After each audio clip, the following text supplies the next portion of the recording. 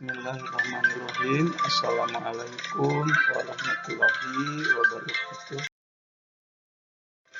Baiklah adik-adik sekalian, hari ini kita akan mempelajari tentang materi sujud sahwi, sujud syukur, dan sujud tilawah untuk kelas 8 semester ganjil, pelajaran fikih.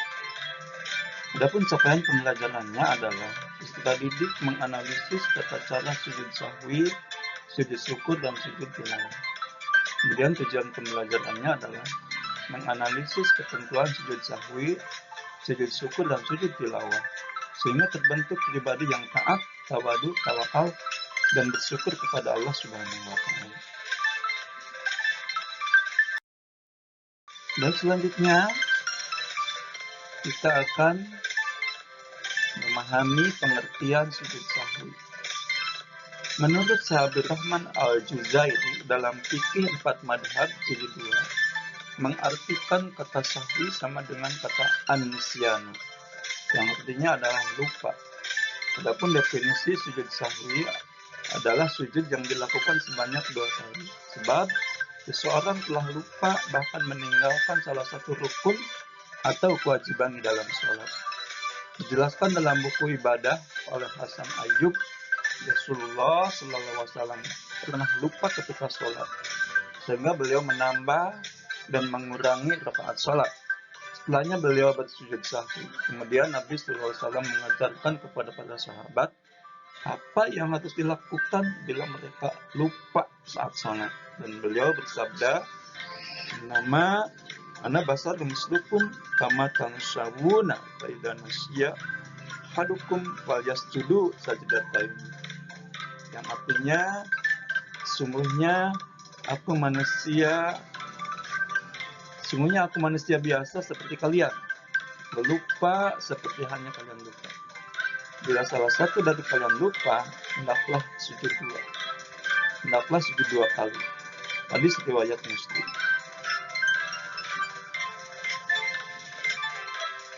Baik, selanjutnya kita akan memahami pengertian lain menurut ahli fikih.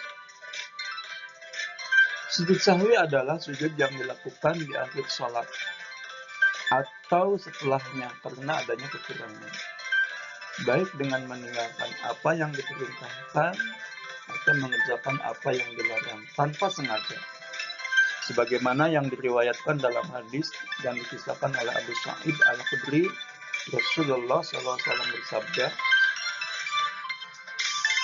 yang artinya, apabila kalian ragu dalam jumlah bilangan rakaat sholat, maka tinggalkan keraguan dan ambillah yang yakin. Kemudian sujudlah 2 kali sebelum salam. Jika ternyata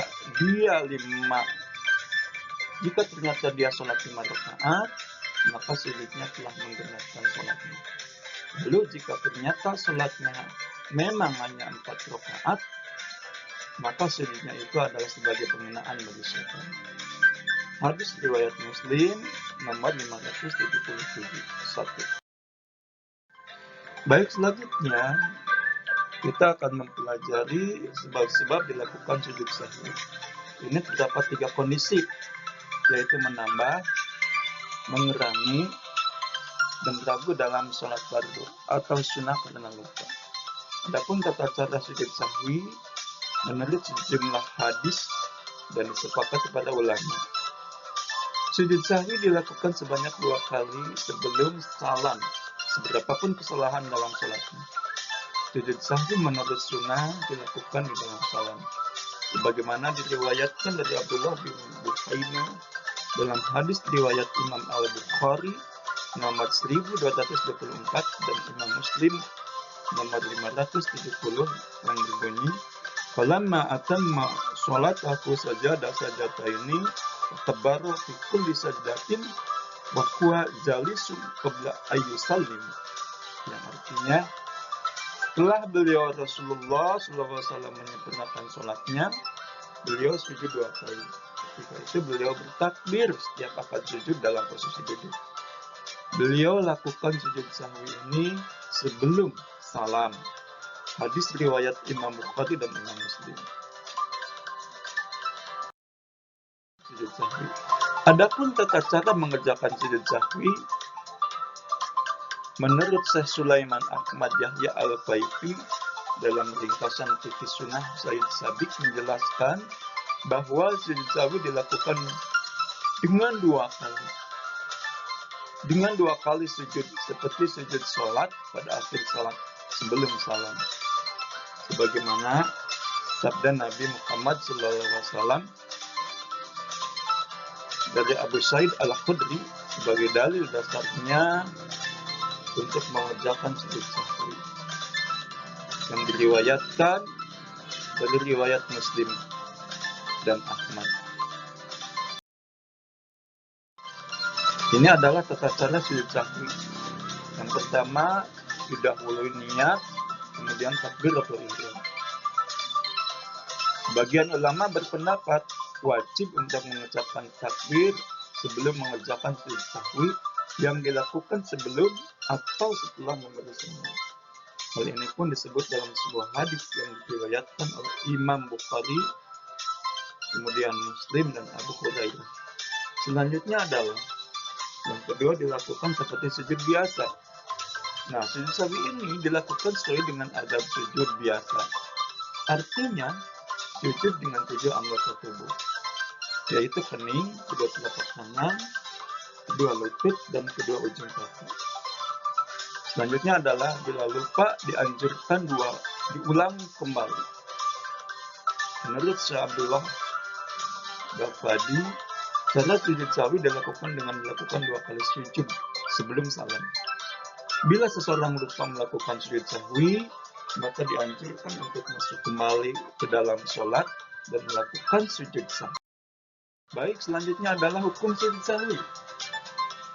Hukum mengerjakannya dalam sholat sunnah adalah sama dengan hukum mengerjakannya dalam sholat fardu. Nah, sementara itu, menurut Syekh Abu Bakar Sabil Al-Jazairi mengatakan, mayoritas ulama berpendapat bahwa seorang makmum yang lupa di belakang imam tidak wajib melakukan sujud sahwi. Kecuali imam yang lupa, maka ia makmum wajib melakukan sujud bersamanya. Itu kata Syekh Abu Bakar Sabil Al-Jazairi. Selanjutnya adalah kita akan mempelajari tentang sujud syukur. Nah, sujud syukur ini adalah sujud sebagai tanda terima kasih kepada Allah Subhanahu wa Ta'ala setelah menerima kenikmatan dan anugerah dari Allah Subhanahu wa Ta'ala. Nah, kemudian sujud syukur dilakukan ketika mendapatkan nikmat khusus yang terjadi pada seorang muslim. Nikmat yang dimaksud adalah seperti nikmat yang didapat secara jarang-jarang. Sebab sujud syukur bukan dilakukan untuk nikmat yang terus-menerus, tapi berlaku untuk nikmat yang dirasa jarang yang kita dapati. Sujud syukur tidak diperkenankan untuk dilakukan dalam salat. Hal tersebut dijelaskan oleh ulama Syafi'iyah dan Hambali dalam buku Rahasia Dahsyat, karena sujud syukur ditemukan di luar salat. Walillahi yasjudu man fis samawati wal ard taw'aw wa qarhaw dilalukum bil ghudwi wal 'ashar. Dan semua sujud kepada Allah, baik yang ada di langit maupun yang ada di bumi, baik dengan kemauan sendiri maupun terpaksa, dan sujud pula bayang-bayang mereka pada waktu pagi dan petang hari. Baik, selanjutnya adalah tata cara sujud syukur. Yang pertama adalah membaca niat, dilanjutkan dengan membaca takbir.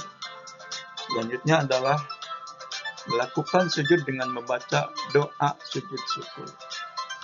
Kemudian duduk daripada sujud, dan terakhir adalah mengucapkan salam. Itu adalah tata cara sujud syukur. Ini adalah bacaan sujud syukur. Silakan kalian pahami dan hafalkan. Rabbi a'udzini an askura ni'mataka allati an'amta alayya wa ala walidayya wa an a'mala sholihan tardahu wa aslih li fi dzurriyyati inni tubtu ilaika wa inni minal muslimin. Adapun hikmah sujud syukur adalah hikmah dari melakukan sujud syukur untuk mendekatkan diri kepada Allah Subhanahu wa taala dengan mendapatkan suatu kenikmatan, terhindar dari bahaya, atau mendapatkan suatu berita yang menggembirakan. Nah, oleh sebab itu, dengan melakukan sujud syukur, maka hal tersebut menjadi tanda terima kasih kepada Allah Subhanahu wa taala. Baik, selanjutnya kita akan mempelajari tentang sujud tilawah.